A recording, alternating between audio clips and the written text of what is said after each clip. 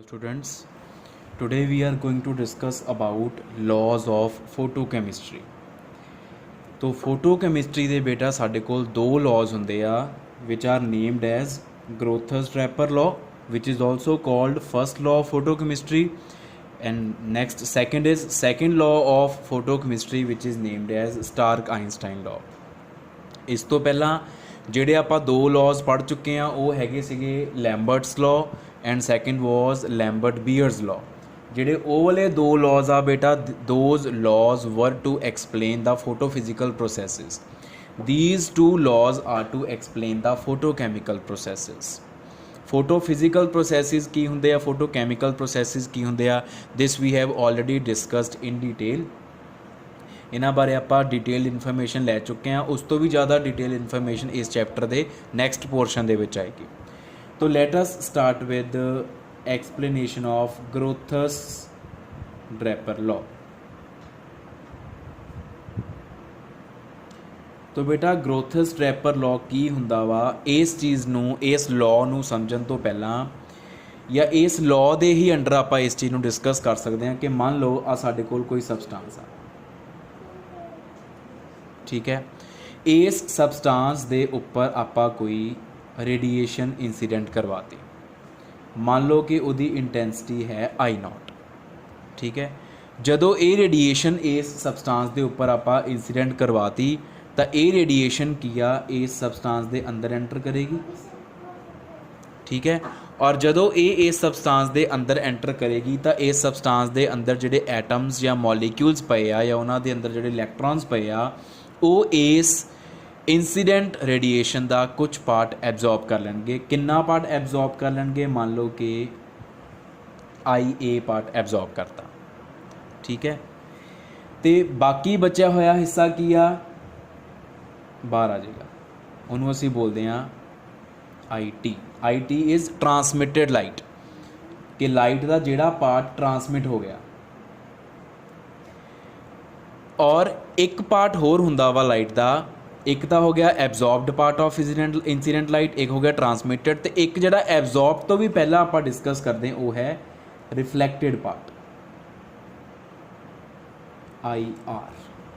ਤੋ ਕਹਿਣ ਦਾ ਮਤਲਬ ਕੀ ਹੋ ਗਿਆ ਕਿ when some light is incident upon some substance, a part of it is reflected back, some part of it is absorbed by the substance and remaining part of it is transmitted out by the substance। ਤਿੰਨ ਹਿੱਸਿਆਂ ਦੇ ਵਿੱਚ ਜਿਹੜੀ incident light ਆ ਉਹ ਵੰਡੀ ਜਾਂਦੀ ਆ। ਲੇਕਿਨ ਗ੍ਰੋਥਸ ਡ੍ਰੈਪਰ ਲਾਅ ਇਹ ਕਹਿੰਦਾ ਆ ਕਿ ਫੋਟੋਕੈਮਿਸਟਰੀ ਦੇ ਵਿੱਚ ਜਿਹੜੀ ਲਾਈਟ ਸਾਡੇ ਪੜ੍ਹਨ ਯੋਗ ਆ ਉਹ ਹੈ ਸਿਰਫ ਔਰ ਸਿਰਫ ਐਬਜ਼ੌਰਬਡ ਲਾਈਟ IA, ਕਿਉਂਕਿ ਜਿਹੜਾ ਹਿੱਸਾ ਲਾਈਟ ਦਾ ਜਾਂ ਰੇਡੀਏਸ਼ਨ ਦਾ ਸਬਸਟੈਂਸ ਨੇ ਐਬਜ਼ੌਰਬ ਕੀਤਾ only that portion, only that part of light is responsible for the occurrence of chemical reaction in the substance and this is the statement of Grotthus-Draper law। Ki statement ਆ ਕਿ only the absorbed part of incident light is responsible for the occurrence of chemical reaction in the substance, not the transmitted part of radiation and not the reflected part of incident radiation, only the absorbed part of incident radiation। this is Grotthus-Draper law, simple। लेकिन ਜਿਹੜੀ light substance ਨੇ absorb ਕੀਤੀ ਆ ਉਹ ਸਾਰੀ ਦੀ ਸਾਰੀ light, ਜੇ ਹੁਣ ਮੈਂ IA ਦੀ ਗੱਲ ਕਰਾਂ, ਮੰਨ ਲਓ ਕਿ 100 ਇੰਟੈਂਸਿਟੀ ਸੀਗੀ, ਜਦੋਂ ਆਪਾਂ ਲਾਈਟ ਇੰਸੀਡੈਂਟ ਕਰਾਈ 20 ਵਾਪਸ ਆ ਗਈ, ਬਚੀ ਹੋਈ 80 ਚੋਂ ਮੰਨ ਲਓ 50 ਜਿਹੜੀ ਆ ਉਹ ਐਬਜ਼ੌਰਬਡ ਹੋ ਗਈ ਅਤੇ 30 ਬਾਹਰ ਆ ਗਈ। ਤੋ ਜਿਹੜਾ ਆ IA ਅਗਰ 50 ਆ, ਅਗਰ I0 100 ਸੀਗਾ, ਅਗਰ IA ਵਿੱਚੋਂ 50 ਆ ਤਾਂ 50 ਦਾ 50 is not responsible, is not able to cause the chemical reaction। ਜਿਹੜਾ ਆ 50% ਪਾਰਟ ਐਬਜ਼ੌਰਬ ਕੀਤਾ ਸਬਸਟੈਂਸ ਨੇ ਉਹ 50 ਦੇ 50% ਪਾਰਟ ਆਫ ਰੇਡੀਏਸ਼ਨ ਦੇ ਨਾਲ ਕੈਮੀਕਲ ਰਿਐਕਸ਼ਨ ਹੋਵੇ ਇਹ ਜ਼ਰੂਰੀ ਨੀਗਾ, ਕਿਉਂਕਿ ਜਿਹੜੀ ਐਬਜ਼ੌਰਬਡ ਲਾਈਟ ਆ ਉਹ ਦੋ ਤਰ੍ਹਾਂ ਦੇ ਪ੍ਰੋਸੈਸਿਸ ਕਰਵਾ ਸਕਦੀ ਹੈ। ਕਿਹੜੇ ਦੋ ਤਰ੍ਹਾਂ ਦੇ, photophysical processes and photochemical processes. and here we are dealing only with photochemical processes. Photophysical processes की है? फ्लोरेसेंस, फॉस्फोरेसेंस, जिहड़े आपां इन डिटेल अगों डिस्कस करांगे कि जिहड़ी लाइट मॉलीक्यूल्स ने या एटम्स ने या उन्हां दे इलैक्ट्रॉन्स ने एब्जॉर्ब कीती आ, उहदे नाल मॉलीक्यूल एक्साइटेड स्टेट ते चला गया, इलैक्ट्रॉन एक्साइटेड हो गए। द एक्साइटेड मॉलीक्यूल जरूरी निगा कि कैमिकली रिएक्ट करे ही करे, उस कैमिकल चेंज आवे ही आवे, वो लाइट नू एज सच बाहर भी कढ़ सकदा वा। थोड़ी देर उपर रहा एक्साइटेड स्टेट ते, वापस नीचे आ गया, लाइट एज सच बाहर कढ़ती। जिहड़ी लाइट बाहर निकली आ उहदी एनर्जी एब्जॉर्ब दे नाल दी सेम भी हो सकती है, डिफरेंट भी हो सकती है, या हो सकता कि जिहड़ी उन्हें रेडिएशन एब्जॉर्ब कीती सी वो एक्साइटेड मॉलीक्यूल वापस आ जाए तो कोई रेडिएशन बाहर ना निकले, सिंपली हीट बाहर निकल जाए, मतलब that radiation is converted into simple heat. ये सारे फोटोफिजिकल प्रोसैसिस जिहड़े आपां बाद च इन डिटेल डिस्कस करांगे, आपां हुण सिर्फ फोटोकैमिकल प्रोसैसिस नाल डील कर रहे हैं फिलहाल। तो जिहड़ा absorbed part of incident light आ, only that is responsible for the occurrence of chemical reaction in the substance and not whole of the absorbed radiation can cause chemical change in the substance. यह है Grotthuss Draper law. Second है साडे कोल Stark Einstein law. हुण Stark Einstein law की कहंदा, इहदी statement भी बहुत सिंपल आ। Stark Einstein law states that कि जदों सबसटांस दे विच कैमिकल रिएक्शन हुंदी आ तां जिहड़े सबसटांस दे अंदर रिएक्टेंट हुंदे आ, वो रिएक्टेंट एटम्स हो सकते आ या रिएक्टेंट मॉलीक्यूल्स हो सकते आ, कुछ भी हो सकता। जिहड़े वो रिएक्टेंट आ, एक रिएक्टेंट दा मॉलीक्यूल या one reactant species, in general तुसी स्पीशीज़ कह लो या पार्टिकल कह लो, one reactant particle absorbs one photon of incident radiation. कि इस सबसटांस दे अंदर जिहड़े आ रिएक्टेंट पार्टिकल्स पे आ, जदों इन्हां ने रिएक्ट करना आ तां जिहड़ी रिएक्शन होएगी वो फोटोकैमिकल रिएक्शन होएगी। वो फोटोकैमिकल रिएक्शन करवाउण दे लई असीं इहदे उपर रेडिएशनस इंसीडेंट कराने आ, और उस रेडिएशन का जिहड़ा पार्ट एब्जॉर्ब हो गया सी IA, वो IA वाले पार्ट ने इन्हां मॉलीक्यूल्स नू एक्साइट करता होया, और वो एक्साइटेड मॉलीक्यूल्स ही बाद चो कैमिकल रिएक्शन जिहड़ी आ उहदे च पार्टिसिपेट करते हैं। जिहड़े अनएक्साइटेड मॉलीक्यूल्स आ वो नहीं कैमिकली रिएक्ट कर सकते। पहला कैमिकल रिएक्शन कराने लई पहला मॉलीक्यूल का एक्साइट होना जरूरी है, तो एक्साइट होने के लिए उहदा रेडिएशन नू एब्जॉर्ब करना जरूरी है। तो radiations are composed of small energy packets which are called photons. तो एक रिएक्टेंट मॉलीक्यूल एक फोटोन नू एब्जॉर्ब करता, दूजा रिएक्टेंट मॉलीक्यूल दूसरे फोटोन नू एब्जॉर्ब करके एक्साइट होगा, तीसरा रिएक्टेंट मॉलीक्यूल तीसरे फोटोन नू एब्जॉर्ब करके एक्साइट होएगा। एक्साइट होने तो बाद वो कैमिकली रिएक्ट करता कि नहीं करता वो बाद की गल है, लेकिन Stark Einstein law states that one reactant particle absorbs one photon of the incident radiation to get excited. After excitation whether it reacts or not, it is not falling under this law। वो इस law के under नहीं fall करता। ये law का काम है ये दसना कि एक रिएक्टेंट मॉलीक्यूल ने एक फोटोन नू एब्जॉर्ब करना होता, ठीक है, for its excitation to get ready for the chemical reaction. ये है बेटा सिंपल स्टार्क आइंस्टाइन लॉ। हुण Stark Einstein law and Grotthuss Draper law, ये दोनों लॉज ऑफ फोटोकैमिस्ट्री आ। इन्हां दो लॉज नू डिस्कस करन तो बाद एक चीज़ आपां होर डिस्कस करते हैं जिहड़ी कि इहदे नाल लिंक रखदी आ, इन्हां दोनों लॉज दे नाल एब्जॉर्प्शन ऑफ लाइट दे नाल लिंक रखदी आ, वो है Einstein. E. What is Einstein? Einstein was scientist, but here we are not going to discuss about the scientist Einstein. इत्थे Einstein is a unit of energy। जिहड़ा आपां Stark Einstein law दे under discuss कर रहे हैं, वो वाला Einstein E जिहदा symbol आ वो energy का एक यूनिट आ। एनर्जी की हुंदी है वैसे उहदे यूनिट्स की हुंदे आ, joule, kilo joule, calories, kilo calories, इदां ही Einstein. What is Einstein? It is the amount of energy associated with 1 mole of photons। Amount of energy associated with 1 mole of photons. कोई भी लाइट आ, कोई भी radiation आ, ਉਹਦੇ 'ਚ photons ਹੁੰਦੇ ਆ, ਠੀਕ ਹੈ। ਇੱਕ ਫੋਟੋਨ ਦੀ એનર્ਜੀ, ਦੋ ਫੋਟੋਨਸ ਦੀ એનર્ਜੀ, ਤਿੰਨ ਫੋਟੋਨਸ ਦੀ એનર્ਜੀ ਤੇ ਐਵੋਗੈਡਰੋ ਨੰਬਰ ਆਫ ਫੋਟੋਨਸ ਦੀ energy. What is the meaning of 1 mole? 1 mole ਦਾ ਮਤਲਬ ਹੁੰਦਾ ਐਵੋਗੈਡਰੋ ਨੰਬਰ ਆਫ ਪਾਰਟੀਕਲਸ। तो ਜਦੋਂ 6.022 इंटू 10⁻23 ਫੋਟੋਨਸ ਦੀ એનર્ਜੀ ਨੂੰ ਮਿਲਾ ਦਈਏ ਤਾਂ ਉਹ ਹੋ ਗਈ 1 ਮੋਲ ਆਫ ਫੋਟੋਨਸ ਦੀ energy, and that particular amount of energy is called Einstein. ਉਹਨੂੰ ਅਸੀਂ ਆਇਨਸਟਾਈਨ ਬੋਲਦੇ ਹਾਂ। એનર્ਜੀ ਆਫ 1 ਫੋਟੋਨ ਕਿੱਦਾਂ ਲਿਖਦੇ ਹਾਂ ਆਪਾਂ? h nu।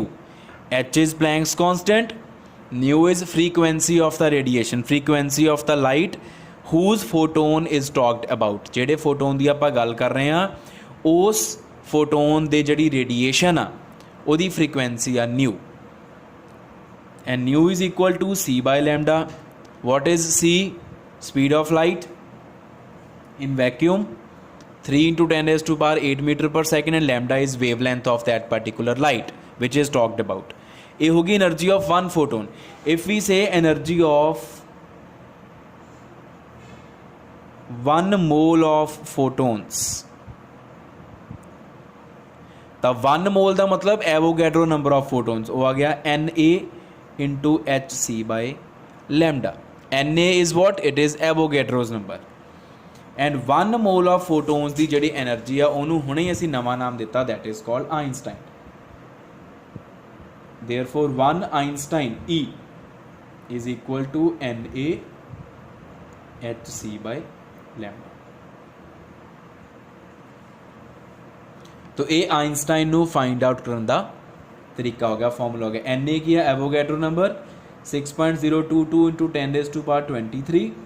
H is Planck's constant 6.626 into 10⁻34 joule second।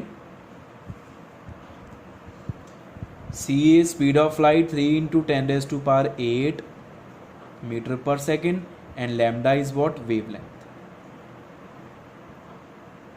which is to be filled in meters। क्योंकि आप इत्थे C ਨੂੰ मीटर्स ਦੇ ਵਿੱਚ ਲੈ ਰਹੇ ਹਾਂ ਤਾਂ यूनिट्स सेम रखने ਆ, तो लैम्डा ਜਦੋਂ भी भरना वा इत्थे मीटर्स ਦੀ फॉर्म 'ਚ भरना, मीटर वाले यूनिट्स ਦੇ ਵਿੱਚ ਭਰਾਂਗੇ ਆਪਾਂ। और फिर ਇਹਦਾ मतलब ਜਦੋਂ ਆਪਾਂ ਸਾਰੀਆਂ ਵੈਲਿਊਜ਼ ਭਰ ਦਾਂਗੇ ਤਾਂ ਜਿਹੜਾ E ਆਏਗਾ, E ਦੇ ਜਿਹੜੇ यूनिट्स आने चाहिए आ, जो आप यूनिट्स लिखने वो आएंगे जाउल पर मोल। तो 1 Einstein is equal to 1 joule per mole, असी इस तरीके ना कह सकते हैं।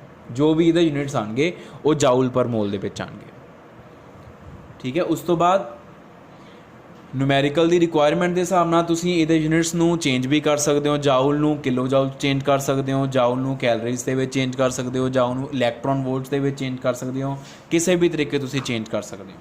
उन्हां कन्वर्जनस दे लई अगर तुसीं को 1 joule is equal to 10⁻³ kilo joules per mole नूं तां भोत ही रख दांगे, ठीक है। अगर तुसीं होर कन्वर्ट करना चाहते हैं, मान लो आपां इलैक्ट्रॉन वोल्ट्स दे विच कन्वर्ट करना चाहते हैं, तां 1 electron volt is equal to 1.6 into 10⁻19 joules.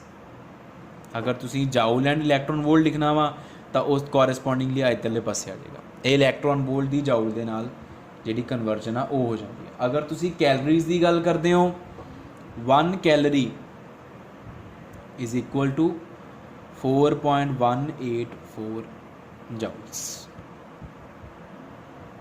तो अगर तुसी जाउल नूं कैलरी कन्वर्ट करना, इनू इधरले पासे ले आओगे, ठीक है जी।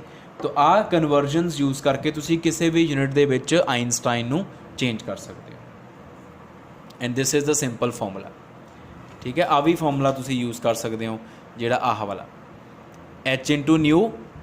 अगर आप H इंटू न्यू नूं एवोगैड्रो नंबर नाल मल्टीप्लाई कर दईए तो वह भी आइनस्टाइन की ही वैल्यू, वो डिपेंड करता सानूं फ्रीकुएंसी दी है कि वेवलेंथ दी है, फाइन। तो this is all about the discussion of Einstein. हुण अगर आप एक न्यूमैरिकल करके देख लीए आइनस्टाइन वाला, तो it is very simple, numericals on calculation of Einstein.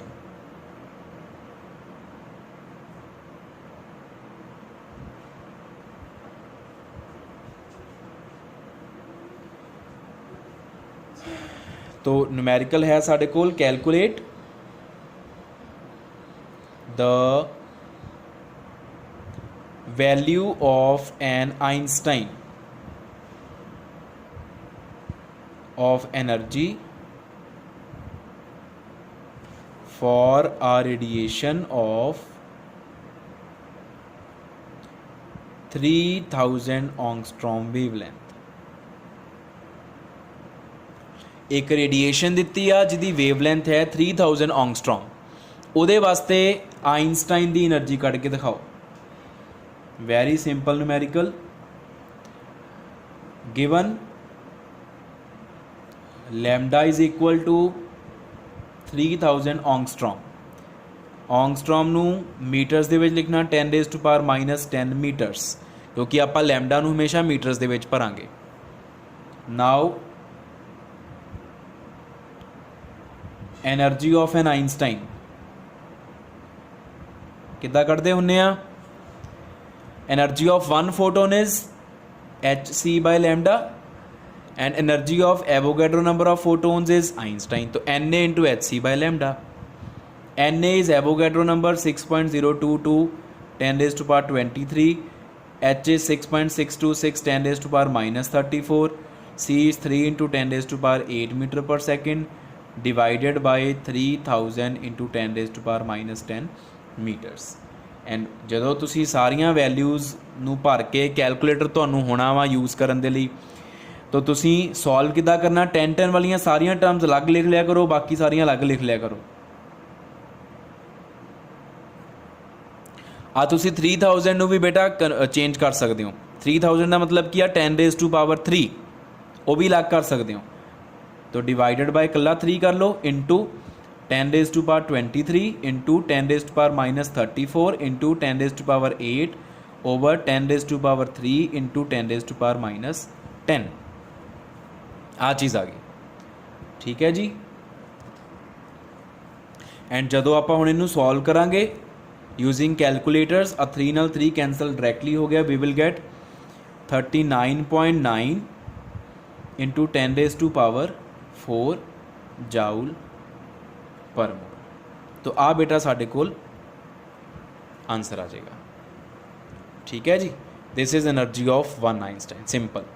जदों भी न्यूमेरिकल सॉल्व करना वा 10 वालियां सारियां टर्म्स अलग कर लियो, वो तुहानू पता ना। बाकी mathematical simple base same powers add, तो और जदों 10 raised to power 3 नू उपर लैके जाना वो हो जाना 10 raised to power minus 3, 10 raised to power minus 10 नू उपर लैके जाना वो हो जाना 10 raised to power plus 10। Base same powers add करके तुहाडा जवाब आ जाएगा, ठीक है। एक न्यूमेरिकल बेटा आपां होर कर लैंदे आ, और वो है स्टेटमेंट है साडे कोल calculate the wavelength of light with value of Einstein equal to 100 kilojoule per mole। हुण सानू आइंस्टाइन दी वैल्यू दे रखी आ 100 kilojoule per mole, given E is equal to 100 kilojoule per mole. But आपां नूं पता वा कि आपां किलोजाउल नहीं जाउल च भरना हुंदा, तो this implies E is equal to 100 into 10 raised to power 3 joule per mole. ये आ गया 10 raised to power 5 joule per mole E the value. वही नो फॉर्मूला आप ऑलरेडी डिराइव कर चुके हैं। E is equal to Na into hc by lambda, and from here we have to find lambda। Lambda is equal to Na hc by E। तो simply fill the values 6.022 10 raised to power 23 into 6.626 10 raised to power minus 34 3 into 10 raised to power 8 divided by 10 raised to power 5। 10 वालियां terms अलग कर लो। 6.022 into 6.626 into 10 raised to power 23 10 raised to power minus 34 10 raised to power 8 नाले दे 3 भी आना सी इत्थे into 3 और 10⁵ ਨੂੰ ਉੱਪਰ ਲੈ ਕੇ ਚੱਲ ਗਏ 10⁻⁻5 ਹੋ ਗਿਆ। ਔਰ ਜਦੋਂ ਬੇਟਾ ਆਪਾਂ ਇਹਨੂੰ ਸੋਲਵ ਕਰ ਲਾਂਗੇ ਕੈਲਕੂਲੇਟਰ ਦੀ ਹੈਲਪ ਨਾਲ we will get 119.7 into 10⁻⁻8 metres. तो आ साडे कोल लैम्डा की वैल्यू आ जाएगी जो सानू फाइंड आउट करनू क्या सी वेव लेंथ। तो only these type of numericals you will find in exam ਜਿਹਦੇ ਆਈਨਸਟਾਈਨ ਦੀ ਕੈਲਕੂਲੇਸ਼ਨ ਦੇ ਨਿਊਮੈਰੀਕਲਸ ਆ ਬੇਟਾ ਬਸ ਉਹ ਆਹੀ ਆ, ਸਿਰਫ ਇੱਕੋ ਇੱਕ ਫਾਰਮੂਲਾ ਸਾਡੇ ਕੋਲ ਜਿਹੜਾ ਯੂਜ਼ ਹੋਣਾ। ਇਹਦੇ 'ਚੋਂ ਹੀ ਤੁਹਾਨੂੰ ਈ ਕੱਢਣ ਨੂੰ ਕਹਿ ਸਕਦੇ ਆ, ਲੈਮਡਾ ਕੱਢਣ ਨੂੰ ਕਹਿ ਸਕਦੇ ਆ। ਈ ਨੂੰ ਜਾਊਲ ਦੀ ਫਾਰਮ 'ਚ, ਕਿਲੋ ਜਾਊਲ ਦੀ ਫਾਰਮ 'ਚ, ਇਲੈਕਟ੍ਰੋਨ ਵੋਲਟ ਦੀ ਫਾਰਮ 'ਚ, ਕੈਲਰੀ ਦੀ ਫਾਰਮ 'ਚ, ਕਿਸੇ ਵੀ ਫਾਰਮ 'ਚ ਪੁੱਛਿਆ ਜਾ ਸਕਦਾ। ਉਹਦੇ ਵਾਸਤੇ ਤੁਸੀਂ ਆ ਕਨਵਰਜਨਸ ਨੂੰ ਅਪਲਾਈ ਕਰ ਸਕਦੇ। That's it.